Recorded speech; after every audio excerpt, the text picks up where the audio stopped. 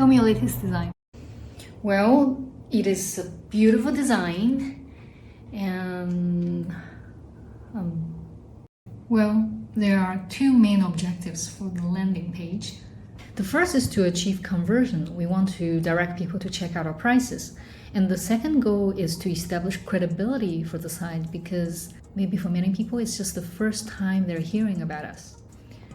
So in the first section in the landing page, we are featuring our headline with a very clear call to action directing them to check out our prices. The line illustrations do not just make the design more lively, but they also subtly form the V-line that guide people's eyes towards our CTA.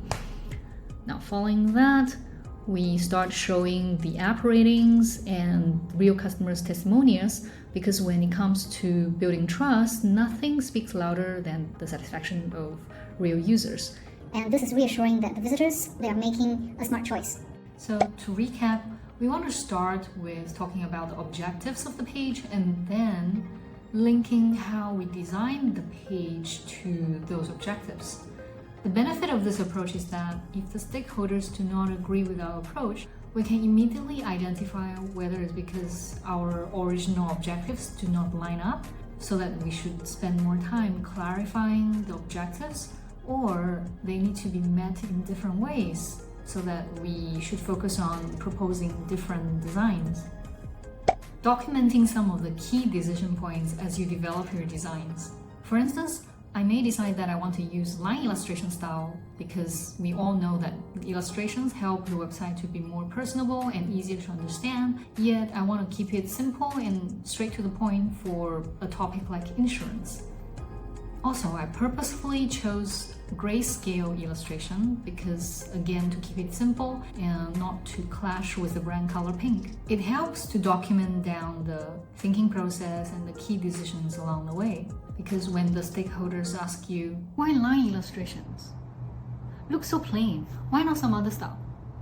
You can give them a confident answer. Sometimes just because you have a simple explanation, nothing too fancy, it helps to create buy-in amongst the stakeholders.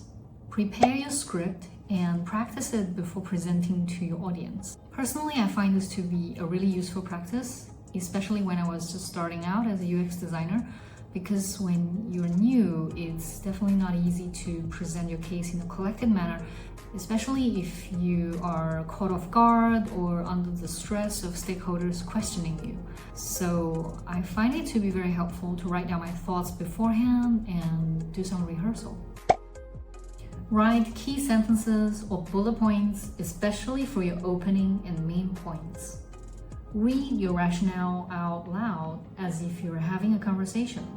This is really important. Just reading it a few times will help iron out the flow, and you feel more comfortable presenting it.